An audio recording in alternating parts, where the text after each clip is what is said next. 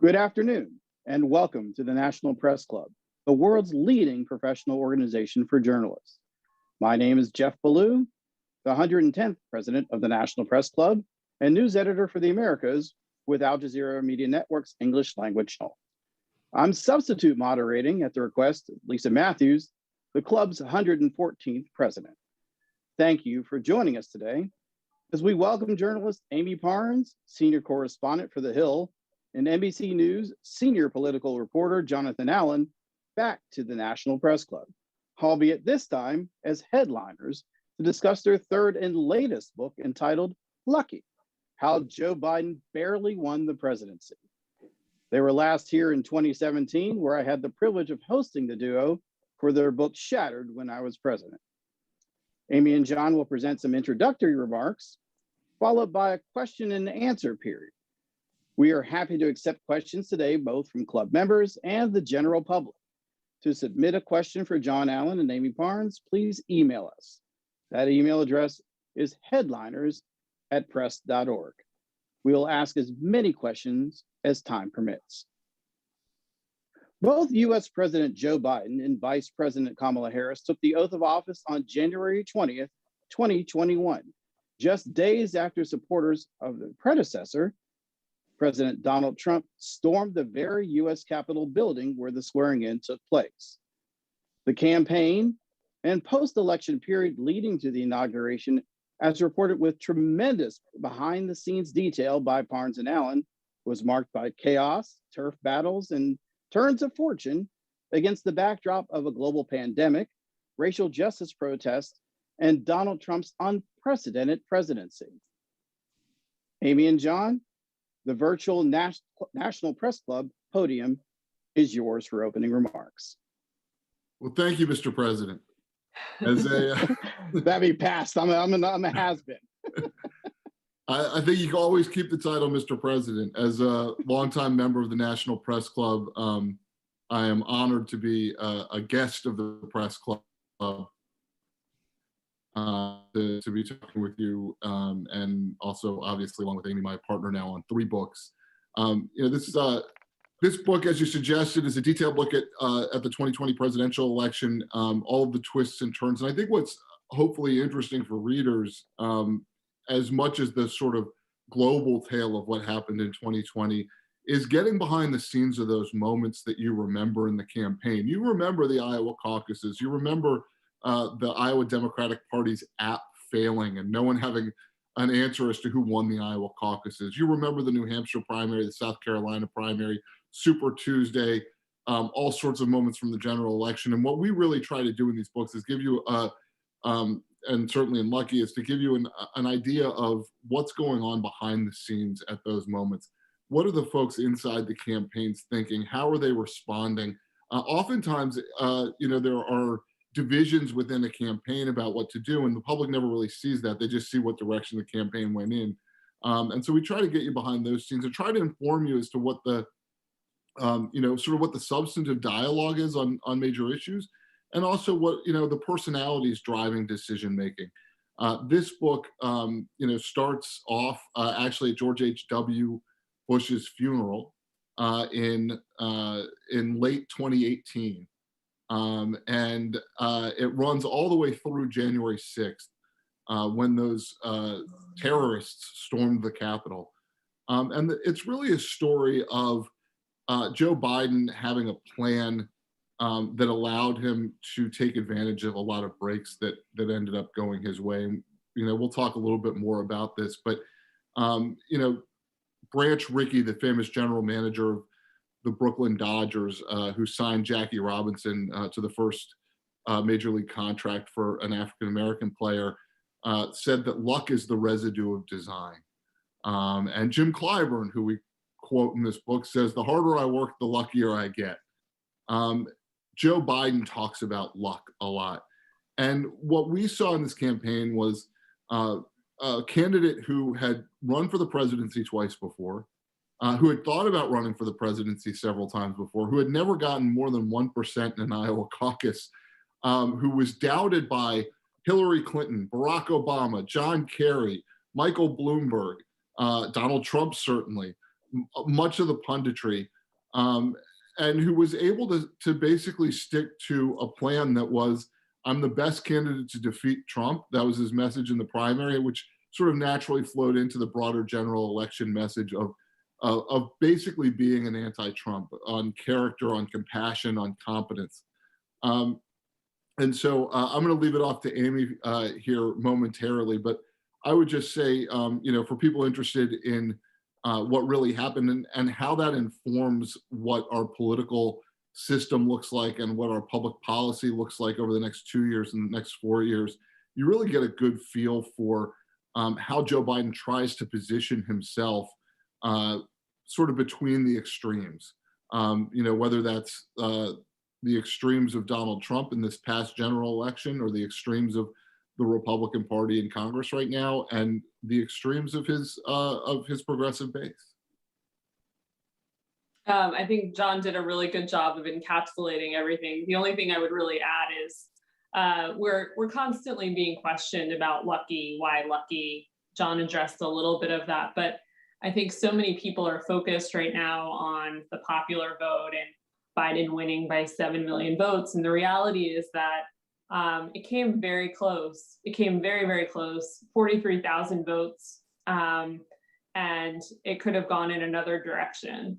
And so what we do is we kind of take you through how Joe Biden was able to kind of have some lucky breaks, what he was able to do, and basically show you what the campaign looked like inside and outside. Everyone knows that he was struggling in the beginning. What John and I do is we take you inside. How bad was it? What were they doing to sort of get by and get through to the South Carolina primary? How Joe Biden was even feeling, how Jill Biden was feeling at the time, his wife, how the former vice president had to basically tell her to hang on until the very end, until they got to South Carolina. All of this is sort of packed in the book.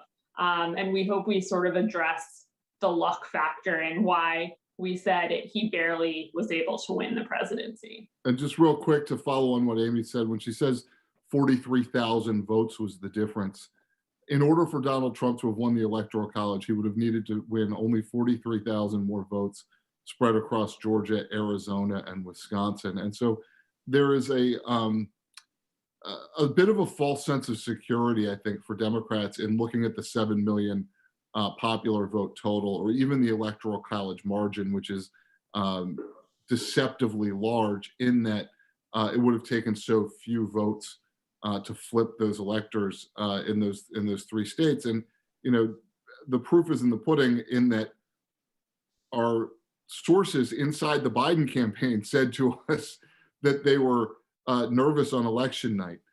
Jen O'Malley Dillon, the campaign manager, started thinking, oh my God, what if we lose, as votes started rolling in. One of our sources said, I knew it was going to be close. I didn't know how effing close it was going to be.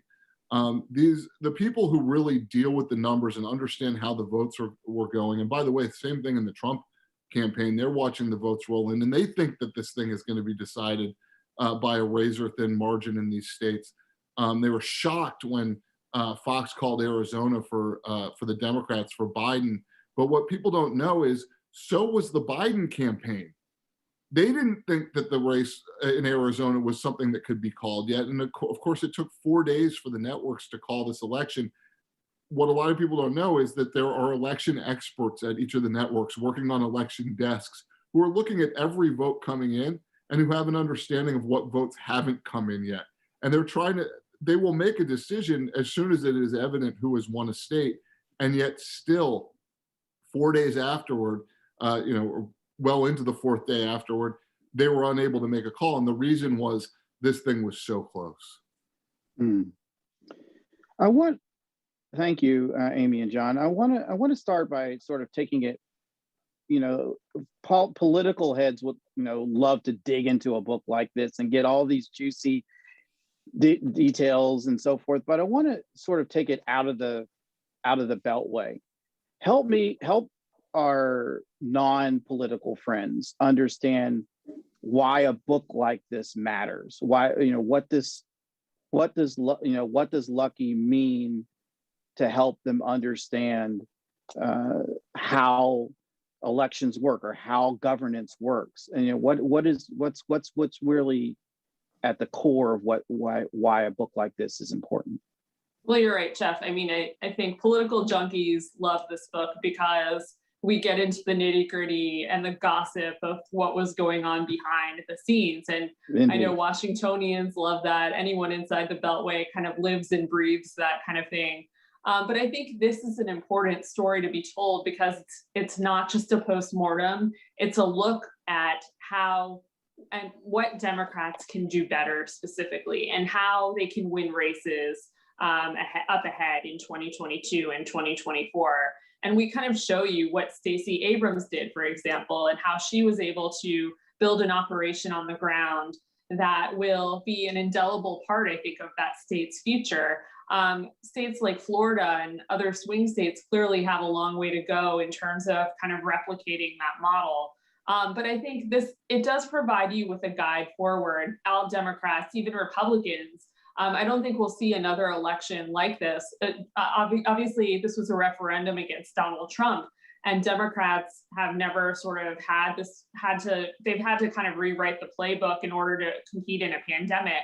But I think that what you can learn from this is you can go inside, read what we're writing about, and talk about how close it really was and what Democrats need to do in order to actually win and win big, and not just, a lot of people like to say this was a landslide, and John and I think otherwise. I think that it was really close, as we talked about, and this book kind of gives you some instruction as to what the future holds for both parties. And of course, I associate myself with my co-author at all times.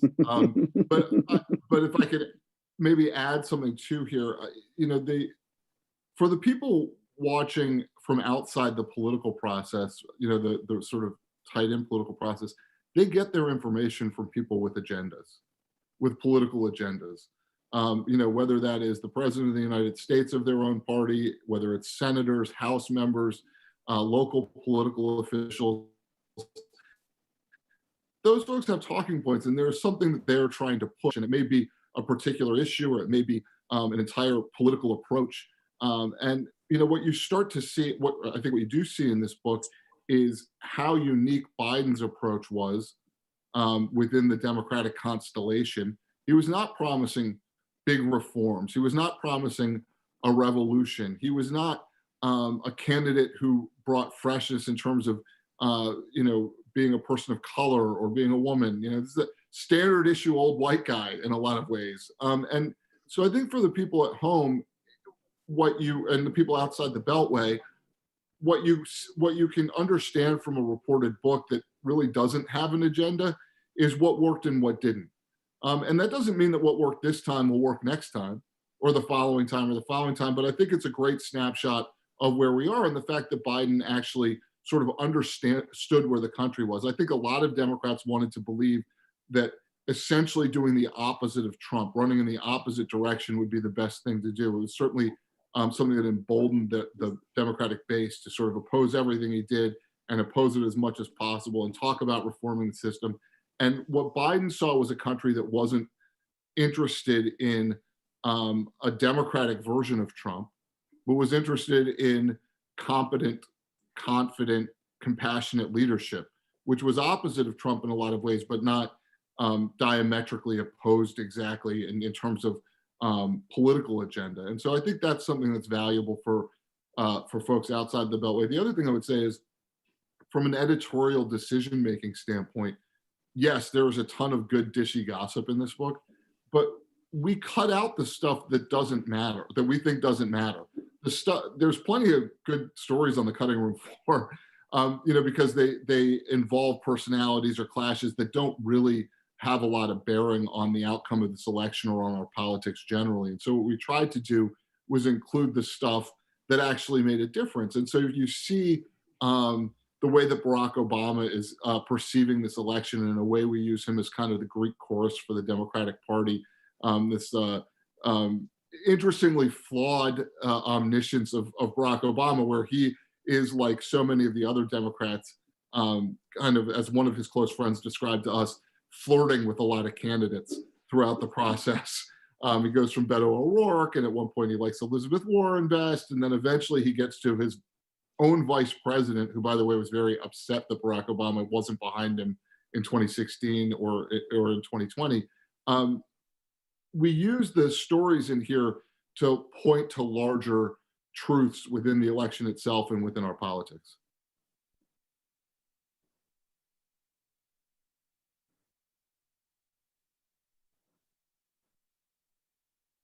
And Amy, do you want to pick up? I think there may have been a freeze here. Yeah, I think so. Maybe we should talk about our favorite anecdotes in the book. John, what do you think? What was your favorite part of this book of putting this together? I actually think my favorite part of the entire book is the story we tell of Super Tuesday and Jim Clyburn, the Democratic whip, the South Carolina congressman. After he's already endorsed Biden, Biden has won South Carolina. The Democratic Party starts to coalesce, the establishment does anyway, behind Biden. And Jim Clyburn invites members of the Congressional Black Caucus to watch the Super Tuesday results from his office in the Capitol in a room called the Lincoln Room, because Abraham Lincoln used to use that area as kind of a study in the Capitol. And there's this sort of fascinating contrast there. On one side of the wall is the Congressional Black Caucus, which is basically the members of the CBC and their constituents are basically giving Biden the push that he needs to win the Democratic nomination. The CBC is at the apex of its political power on one side of the wall in the Lincoln Room. Just on the other side of that wall is Statuary Hall, where a statue of Jefferson Davis donated by Mississippi in 1931 sits, during the height of Jim Crow. And it's just this to me, this sort of beautiful moment of Black political power sort of coalescing in this very spot almost where Jefferson Davis was someone who was thought should be honored, in 1931. And the CBC is only about 50 years old. And to see that sort of change in political power is really, I think, powerful. What about you, Amy? I think you know the answer, but I think my favorite one, or I think we have a lot of great anecdotes in this book, but one was Barack Obama. He is in Eve's, which is a posh New York restaurant, and he's talking to a group of Black donors. And he's essentially, they're asking him, they're all kind of friends, they go way back, and they're all asking him what he thinks about the race and who's up and who's down. And he all but endorses Elizabeth Warren. He says, I'm not going to endorse her. This isn't an endorsement, but he speaks for a good portion of the program about this little off the record chat about Elizabeth Warren. And at the same time, he's jabbing at Mayor Pete Buttigieg. He's calling him gay, saying he's short. He's ribbing him, of course, but he is sort of having fun. And then he doesn't mention any of the other candidates, but he's talking a lot about Elizabeth Warren. And at the same time, the best part of this whole thing is that he forgets to mention Joe Biden. And so one of the donors says, "You forgot Biden." And that's sort of a key moment. It's one of my favorites. It kind of gives you a little insight into what he was thinking in the fall of 2019. I think Jeff is back. Thank you. I am back. I apologize. Somehow the Zoom gremlins got to my signal and took me out of the mix. It happens. It definitely happens. And it's fine. And thank you, Amy and John, for carrying it all through. I want to talk a little bit about the journalism, because you talk about John, you talked about what was left on the cutting room floor. You talk about insights. We have to sort of one elephant in the room. The book's been out for a few days, and some of our colleagues have had mixed reviews about it and said it's too much detail and too inside the beltway. Is that a fair criticism of the book? The Washington Post did a review, and they said that it was a brisk and detailed account. And I can't think of two words I would prefer to have describe the book than brisk and detailed, because they sometimes work in opposition to each other. Look, there are some people who are tired of campaign books. They don't want to read the ins and outs. I think there are people who want to, especially many Democrats right now, want to put their fingers in their ears and stick their tongue out and make sounds so they don't have to understand just how close their car got to getting clipped by the Trump train. And well, it was more like a crash. Yeah. And so I think that when I hear that criticism, I can understand why some people are like, look, the election's over. I lived the election for 2 years. It was intense. And it feels like I don't want to exactly relive it. But what I would say about the book is that there's a ton of stuff in here that you didn't know before, that we certainly didn't know before. And I think that if you sit back with the book now with the election over and with nothing at stake in reading it, you'll be interested to see how the various players played the game, what went right for them, what went wrong for them. And, the candidates who lose often do a bunch right, and the candidates who win often do a bunch wrong. In this case, I actually think Biden did everything in his power to win the election and still needed some little bursts of good fortune. And in the case of the pandemic, as much as it's crass to talk about it this way, his own advisors, Anita Dunn, one of his closest advisors, told an associate that COVID was the best thing that ever happened to him on a political level. And that's often the case. I mean, if you're running against an incumbent, you kind of need some bad things to happen, whether it's an economic downturn or you kind of need some of that in order to be able to defeat a sitting incumbent, because if everything's going well, people don't change horses. Amie, what do you think? I think we lost Jeff again. I agree with you, and I think details are needed in these books for that very reason, that people need to know what happened. They need to know how it happened. And I don't think we're putting the details in just for the sake of giving readers details. I think that it kind of helps also encapsulate the story. It gives readers a chance to actually envision what was happening. I mean, people live this story day to day. They know what happened. They know the outcome. But I think what we try to do, and what these kinds of books try to do, is sort of put you in the room and make you feel like you were there inside and you understand what happened and why decisions were made. And I think they're important. I think these stories are important to tell. They're not just, gossip books. They, like I mentioned before, and you mentioned, John, I think they, in many ways, play it forward and give readers a chance to kind of glimpse into the future and see what they did right and what they did wrong. One of the strokes of luck for Biden in the primary was Elizabeth Warren in Nevada. Biden didn't need to win Nevada, he said. He set his own bar that he would have to come in second behind Bernie Sanders because Sanders was running so far ahead. And he said, if I can just come in second, that'll be enough to give me a little bit of win to get into South Carolina. At the time, Mike Bloomberg is looming over his shoulder, about to get into the race. A lot of Democrats have given up on Biden at that point. And Elizabeth Warren executes a hockey goon takedown of Mike Bloomberg. Can you talk a little bit about what was going on behind the scenes and what was going on in her mind and why she chose to go after Bloomberg so, like an executioner almost? Yeah, I mean, she was essentially thinking, it's also one of my favorite parts of the book, but because we really take you inside her head. But in that moment, she's essentially saying, look, I could have this discussion with Tom Perez. I could tell him how much I hate Michael Bloomberg and how this was a really bad idea and how this is bad for the Democratic Party. Or I can tell Michael Bloomberg myself. And so she prepares how to essentially go after him during this debate.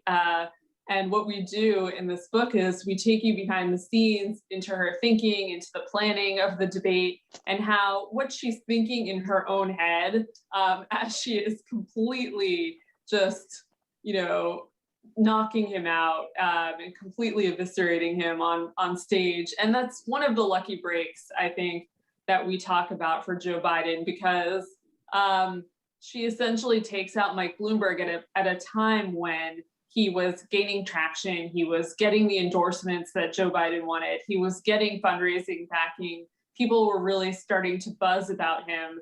And I think Elizabeth Warren really helped. And I think one of my favorite quotes of the book, John, which we haven't really talked about much, is someone basically saying how Jim Clyburn and Elizabeth Warren, a Black man and a white woman, were the ones who really helped Joe Biden win. And someone said to us, only in America could the white guy walk away with the prize, which I thought was very telling.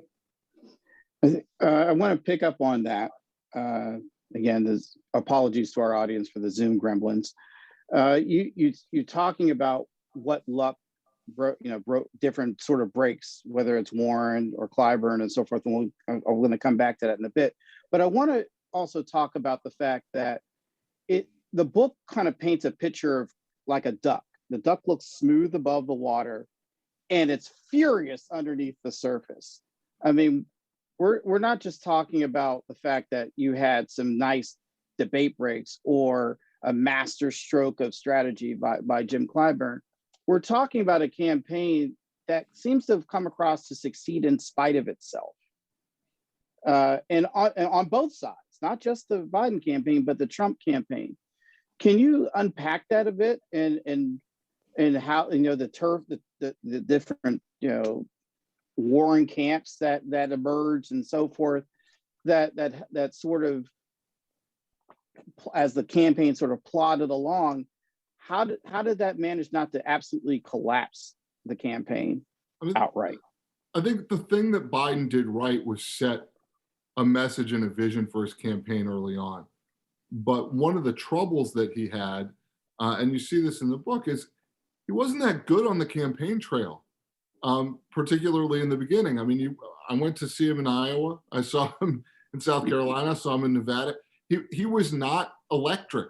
People were not showing up to see him. Here's a former vice president who is used to going to seeing crowds that have been set up by the White House, by the best advanced team in the world. They've gotten tickets out to the right people, and he shows up in a high school gym in Iowa, and it kind of looks like bingo night at the local church. But not as well attended and not as exciting. So part of that is that. Part of it is there was so much competition for this open Democratic nomination against Trump. There's 25 candidates. Biden gets in the race and he's briefly at about 40% in national polls, but really drops back after that into about 33%, and then even lower than that in national polling. He's having difficulty. He's not able to get the big endorsements he wants. One of my favorite scenes is early in the book. I guess it's January 2019. He sits down with Al Sharpton, and just the two of them in a room. And Biden says, "Look, Al, you know me. You know who I am. You know what I'm about. The Obama-Biden administration had a great relationship with you. You were, part Sherpa, part flak jacket for Obama. I want you to be able to do the same thing for me." And Biden is asking Sharpton for his endorsement. And Sharpton knows that Obama isn't going to endorse Biden. And he says to Biden, well, if you run, Mr. Vice President, I'll surely check in with Obama, which was like, why don't you leave a message with my assistant? An ouch moment of anything. Yeah. And a similar moment with Stacey Abrams early on, where she handles what's, the forthcoming request for an endorsement by immediately saying to him when they sit down for lunch at his place, I'm not going to make any endorsement in the primary. Just heads off the conversation immediately. He had difficulty getting the best staff. Most of the Democratic staff, the top staffers, wanted to go in other places. His general election campaign manager, Jen O'Malley Dillon, went to manage Beto O'Rourke's campaign. And folks who read our last book, Shattered, will be familiar with her because she was the runner-up for the job on Hillary Clinton's campaign. I think one of the things you take away from Shattered is Jen O'Malley Dillon's the best operative in the Democratic Party. And I think she proved that in the general election, by helping to elect Joe Biden. But her instinct was not Joe Biden at first. Her instinct was Beto O'Rourke. And so you see this happen, and Biden doesn't have the team he needs in place to run an effective campaign. He's not energetic. One of his best friends, John Kerry, is out campaigning for him. We tell this story in the book.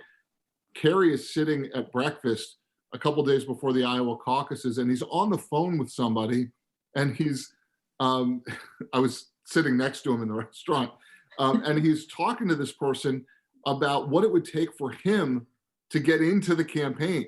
He's watching Biden on the campaign trail and thinking this thing is over for Biden. Bernie Sanders is headed toward a nomination potentially, and Kerry's thinking, maybe I could get in. He's like, I would have to step off of the Bank of America board. I have about $1.5 million in the bank. That would surely, allow me to eat while I campaign. I mean, I wouldn't need that much money to live on for a presidential campaign, but whatever. John Kerry may have different standards. But what you see is just a Democratic Party that embracing Joe Biden at the beginning, and a candidate in Biden who was at best rusty on the campaign trail. And by the end, what you see is a process of elimination where Biden is seen for a variety of reasons, including that vision and message we talked about, as the candidate best positioned to take on Trump. Amie, and want to add anything to that?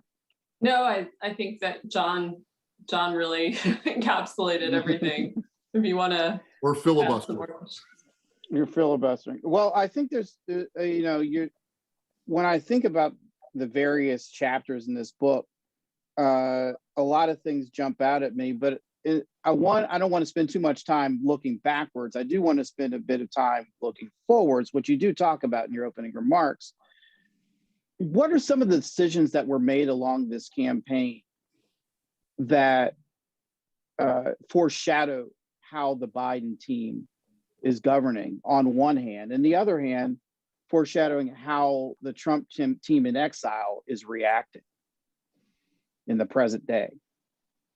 John, do you want to take that? Sure. It's a great question, Jeff. I mean, I think what you saw from Biden in this book and what you're seeing from him as president is a real desire to try to stay in touch with where what he thinks is the mainstream of the American public is on issues. And so you look at a COVID relief bill of $1.9 trillion, it's got 76% public support. It's not hard for him to stand there politically and challenge the Republicans to oppose him on it. But he is at the same time, distancing himself from progressives. In the campaign, we saw this. Some members of his own campaign staff, top members of his own campaign staff, during the summer of protests for racial justice, were telling him that he needed to apologize for the crime bill in order to make sure that he had enough African-American support, that he needed to use the words defund the police. And Biden actually went in the other direction, wrote an op-ed in USA Today and said, I do not support defunding the police. He said, in fact, I support putting more cops on the street. And my budget would add $300 million for police on the street over 10 years. So you saw a candidate who was very conscious of making sure that he didn't appear to be and wasn't a captive of his progressive base. Now as president, we're seeing it. Progressives are upset about the way he's handling visas from some of the countries that Trump shut down travel from. They're upset about the way he's handling family detention centers on the border. They're upset that he didn't fight harder for the minimum wage increase. They're upset that the scope of benefits from COVID relief were scaled back, from where the original House version was. So you're talking about fewer people being eligible for the checks themselves, and you're talking about lower unemployment benefits out into the future, $300 instead of $400 bonus. So you're watching him do these same things in the presidency, and he is very attentive to the idea that in order to govern, you have to win. And I think very concerned about getting himself into a position where neither he nor other Democrats are going to be able to win in 2022 and 2024. And I think what'll be interesting also to watch is he campaigned on unity and this idea of unity. And what we're seeing right now is the Republican Party not really wanting to give him anything. And so I'm curious to see how that plays out, how this big campaign promise of breaking the fever, of bringing the country together when the country is so divided still, and he can't even garner one vote from Republicans, and how he's able to sort of broker those deals, how he can get maybe a Susan Collins or a Murkowski on board what he can do to even talk to House members and see what he can do there. Because I think, the Democratic Party obviously has a lot of challenges up ahead. They can't even in some cases count on themselves to vote together, and so he's going to need Republicans to help him more. And I'm curious to see if he's able to actually broker those deals and keep his promise as he talked about on the campaign. Amie, you do talk about that sense of unity. The thing is, I want to do the soul of a nation. I want to bring the country together. And this sort of looks back and moves forward. The notion that, you paint a picture of a Joe Biden collectively that has a tough time getting to a decision. And it has a really tough, or in one camp, in the other camp, it's hard to push him to get to a decision. Is that hard? Does that undermine that sense of not just importance for governance, for decision making while you're president, but also I don't know if you want to pick out a couple of other examples from the book, where an example or two of the book, where it also undermines that. A lot of people say, well, Biden is focused, and he's on a mission. He had a settled message this time, but it seemed like he dithered a lot throughout this book. What's an example of that in the book, and how does that affecting his governance style right now? Well, I think one big detail is we talk about the defund the police argument in the book, and how there are certain people on his campaign, particularly in the general, when a lot of new people started coming in that weren't his people, and they were trying to push him to the left. I think the people that have been around him were saying, this isn't Joe Biden. This isn't true to who he is. And so I think you're sort of seeing a lot. And one thing that sort of carries on from the campaign is there's sort of like this lack of a flow chart in the Biden orbit. There's so many people up top, so many cooks in the kitchen, and it's hard to see who is really doing what. I think right now, one of the criticisms Ron Klain, the chief of staff at the White House, has received is that he's almost calling the shots. Republicans have sort of pointed the finger at him and said they're basically accusing the White House of relying too much on Klain and not enough on Biden. And some people are kind of pointing out that Biden is very weak because of that. So I think you're going to see that sort of shake out. You're going to try to, I think it'll be interesting to see if Biden is able to remain true to himself, if he's going to be pushed to the left as he was during the campaign. I think, as John mentioned earlier, I think progressives are already so upset about certain issues, and yet he has kind of gone to the left on other issues, and he's pleased them in other ways. So how he's able to sort of keep the base and yet expand that whole idea of unity and getting to work with Republicans at the same time. And Jeff, one of the advantages of being in politics for 50 years is that Biden has an existing position on basically everything under the sun. In some cases, he has an existing position that is the opposite of his previous position, but he has an existing position. And so when people go to change his mind, there's a degree to which he can be patient about it, because anytime he changes his mind, it's kind of a big deal. I mean, people will point out that this is different than what he said he would do or where he was before. And so there's a certain benefit to the lack of urgency you have to change your mind in terms of being able to assess the politics of a moment. Now, on the other hand, it could make him slow to react to things. Now, but you both talk about this sense of, you talked about Ron Klain, you talk about folks around him. There's still these warring camps that you map out in incredibly exhaustive detail. Has this carried over into the White House? I mean, is there a sense that, you have the Poobahs over here and the Young Turks over here, and have they actually sort of come together for the benefit of the country, or is this sort of this sense of delicate balance of, like the duck example I presented earlier. I think I they think all it's still handled. new. Oh, go ahead, Yeah. Amy. No, I think it's still new, and we're what, 6 weeks in. But I do think that there was a lot of tension, as we talk about in the book.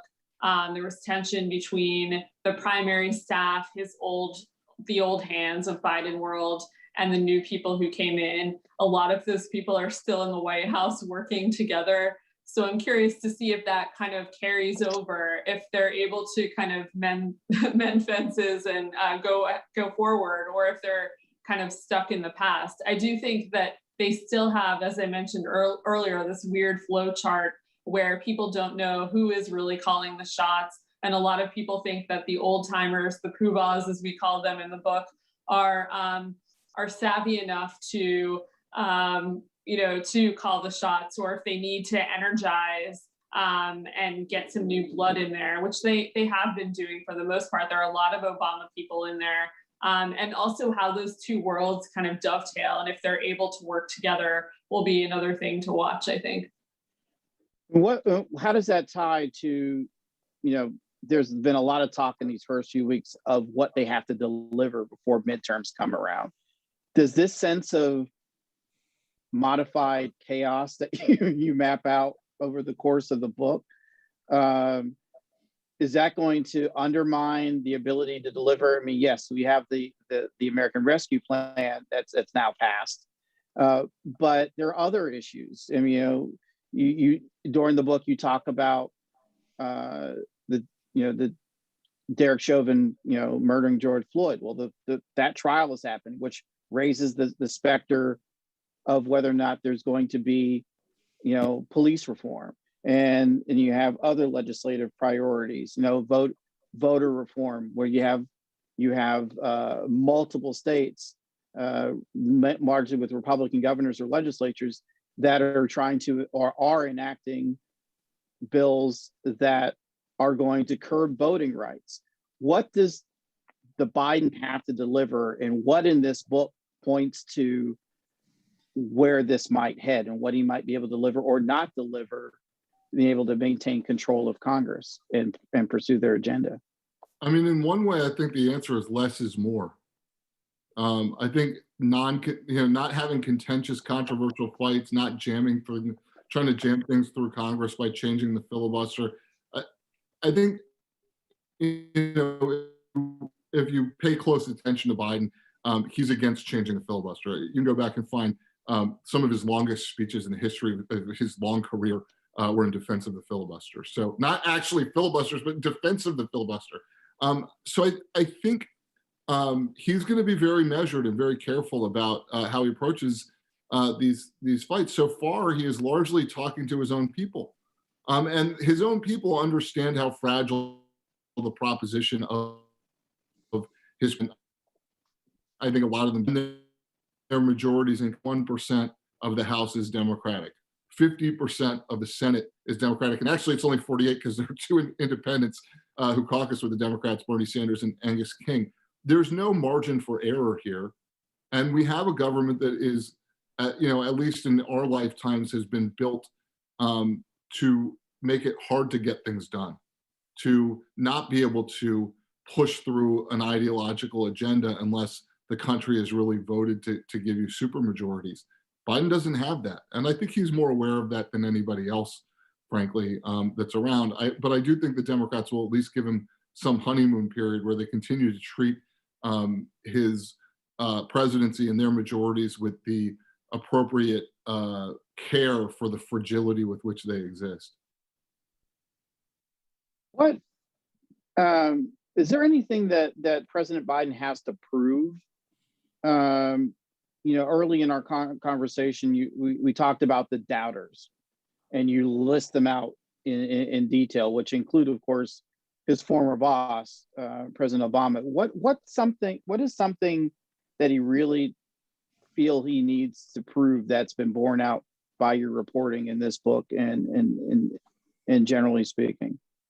I think one thing is, and we've seen a little bit of a shift recently and on the campaign trail toward the end, and that's that the president has become more scripted and isn't as gaffe prone as he used to be. That was a major concern for people during the campaign. There was talk in the beginning of kind of changing his schedule and tweaking it a little bit so that he wasn't doing evening events, because that's when he was making his biggest mistakes and was a little bit more gaffe prone. And then in COVID, that was sort of, and we talk about this in the book, it was sort of another lucky break for him. A lot of people, even on the inside, said, because he was able to kind of stay home, get off the campaign trail. He wasn't he wasn't there to make gaffes or to have his missteps and make blunders. And so that was helpful to him. I think that right now you've seen a White House that has kept him on a pretty tight leash. You don't see him cracking jokes like he used to, where he would say like his BFD moment. There are very, very few of these. And it's been interesting as a reporter, I think, to see him kind of very disciplined. And, you know, there was one day where his dogs were barking, and I think old Joe Biden in the back, it would have cracked some joke about his dogs barking in the background.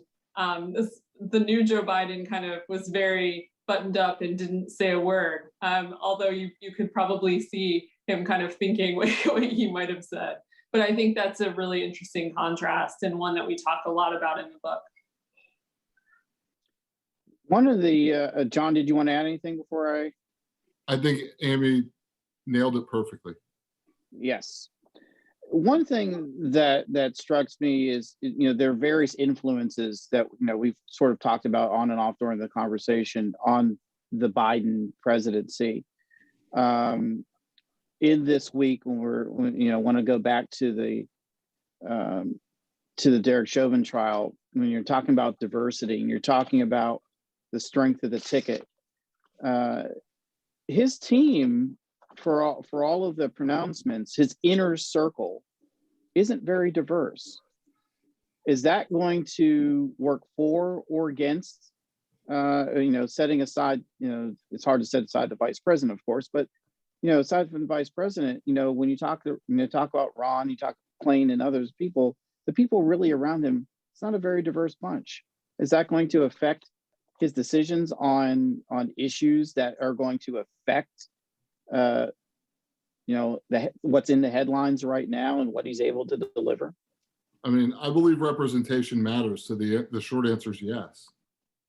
If you are trying to figure out how to govern a country that is as diverse as the United States, and the main people informing your decisions and your information have a limited set of experiences in life, and have, sort of a small scope of friends and family, probably, it's more difficult to make sure that you're addressing all of the various needs of a diverse country. And I honestly think Biden is someone who cares about addressing the needs of the people in his own coalition and also the people outside it. It's something that he talks about. It's something that he has shown during his career. And yet there is this sort of nagging question about who's closest to him. And we see in the book, there's this, a tension where he is told you need to hire people of color and younger people to be around you to inform your decision-making, early on in the campaign. And he decides to do that. And we go through how he courts Simone Sanders, who had been Bernie Sanders' spokesperson in 2016, how she eventually comes on board with him, even though she'd been talking to Kamala Harris about a similar role. But then immediately there is a feeling among a lot of the advisors who are younger, who are hired onto the campaign, that they may be included in some of the discussions, but they are not particularly influential. And that it really takes moving heaven and earth for them to have any kind of influence. And so I think that's going to continue to be a tension for him. I think he feels like he has enough people who he is close to who are not necessarily the ones in the White House that he can get a broader. I mean, he picks up the phone and calls Jim Clyburn. Clyburn's going to pick it up.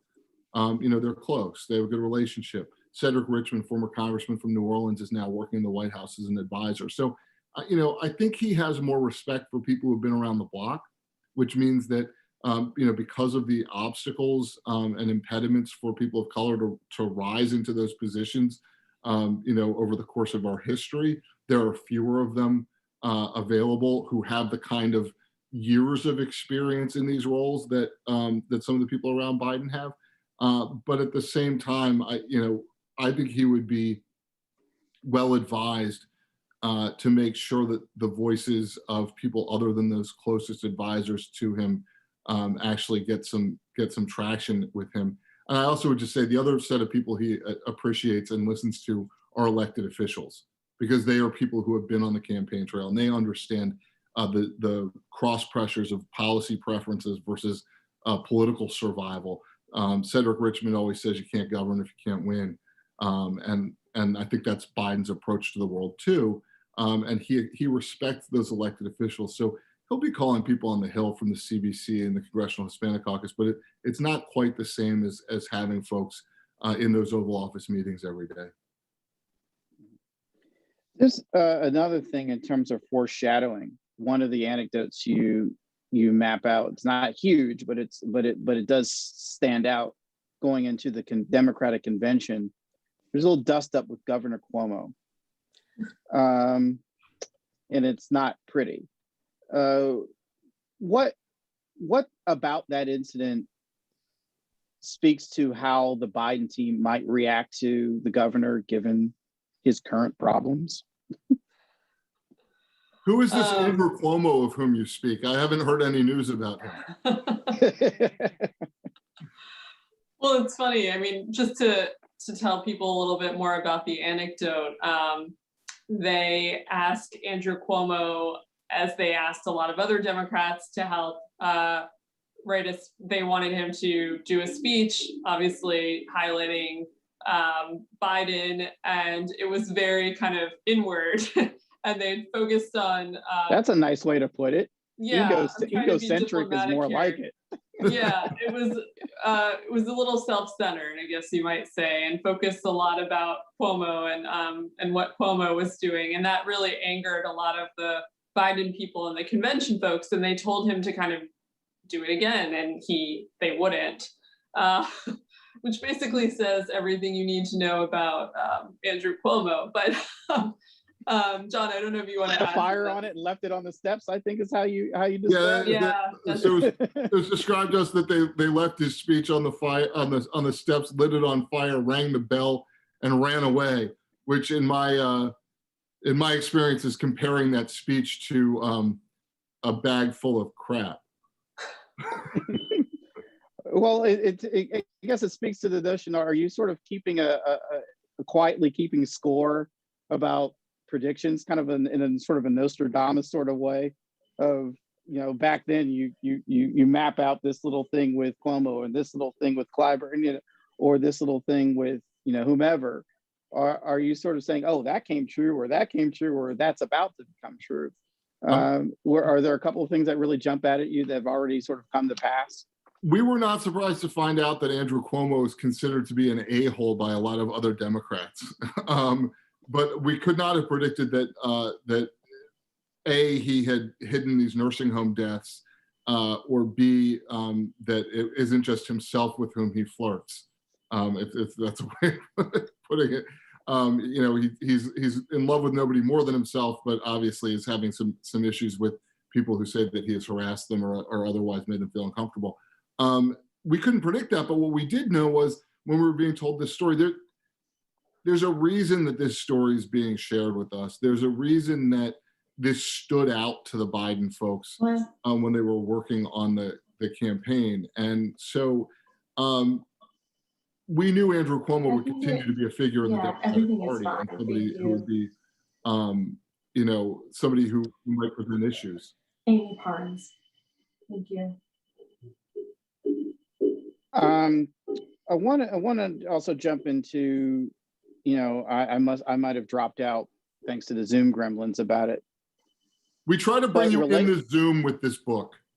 Some people want to be in the room where it happens. Now you have to be in the Zoom where it happens, in a Hamilton sort of way.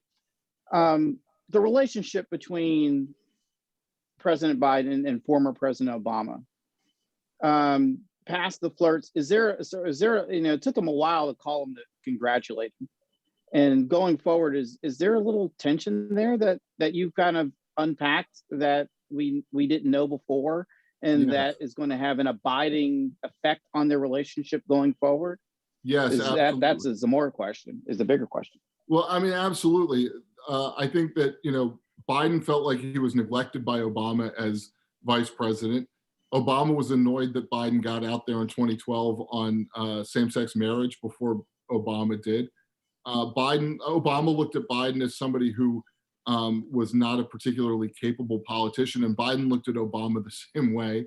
Biden felt resentment toward Obama. He even wrote about it in his own book after Obama basically supported Clinton in the 2016 primary and made clear to Biden that he didn't think Biden should run. We talk about Obama in this book. We write about Obama talking to Biden campaign aides early on and saying, not so much that he was worried that Biden was going to lose. He expected Biden to lose, but that he was worried that Biden would, belly flop, that he would fall flat on his belly, I guess, in his face and embarrass himself, tarnish his own legacy and tarnish Obama's legacy. And, Biden's aware of all of this going on because they talk to a lot of the same people. And he knows that Obama's hesitation to get behind him is part of the reason that people in the Obama world, Obama's allies, are also not getting behind him. Like when Reverend Al Sharpton says to Biden, if you run, I'll surely check in with Obama. People wanted to see what Obama was going to do. And he was not saying nice things about Biden behind the scenes. So I do think there's an ongoing tension. The other thing is the Biden election, his nomination and his election as president are an implicit rebuke of Obama, right? I mean, Biden ran as somewhat of a triangulation between Trump and Obama, and so he's kind of backtracking, politically from where Obama was. And with Biden winning, that's got to sting a little bit for Obama. That this party and that this country decided that Biden, who he looked at as like the kind of necessary sidekick, the old white moderate guy that he picked to balance his ticket, but not to make decisions, is what the country wants after 8 years of Obama and 4 years of Trump. Well, before I ask our final question, I want to thank our guests, Amie Parnes and Jonathan Allen. I also want to thank our headliners team, co-chairs Lori Russo, fellow National Press Club past president Donald Lyman Leger, from the club staff, communications director Lindsay Underwood, the club's broadcast center for making it all look good in spite of our Zoom gremlins. Thanks for holding it together. Our staff executive director, Bill McCarran, and of course, our 114th and current president, Lisa Matthews, who will be back Thursday, March 25th at 1 p.m. to interview Mercor CEO Jada Doyen McKenna on efforts to protect the world's most vulnerable communities. You can find more details, as always, on our website on www.press.org. And now, and of course, last time I hear you got mugs, right? So are you sending mugs? You're gonna get the mugs. So we're gonna get you your mugs. So Thank for you the so final much. question, well, I'll make it two-part. One, is there going to be a fourth book, and what is it going to be about? And is there one major prediction based upon your reporting in this book that you want to make a marker down right now that you think is going to come true? Well, it's TBD about a fourth. You'll definitely see a fourth book, I think, but we'll talk about that another time, Jeff. And I don't know, John, what do you think about predictions?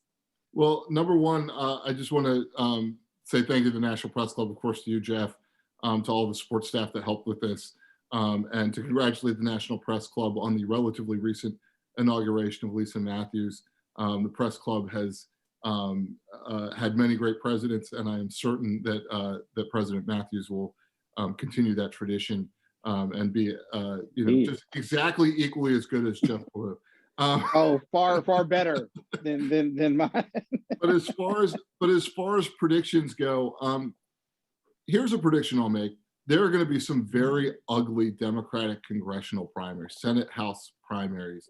I think, the one thing that the progressives did in this election was stuff their priorities into the back seat to get Joe Biden elected, to get rid of Donald Trump. And they did it fairly easily. They obviously wanted to get rid of Trump. It's so different than 2016, when there was a real schism within the Democratic Party that helped lead to Trump's election. And I think you're going to see that less as anger at Biden, who I think all of them sort of respect and like for having gotten rid of Trump, but you will see it really angrily play out in some of these congressional primaries. Okay. Well, with that, Amie Parnes, John Allen, thank you for running the National Press Club Virtual Headliner Series. And I'll take my old gavel from 2017. And with that, we are adjourned. Thank you. Thank you very much. Thanks, Jeff.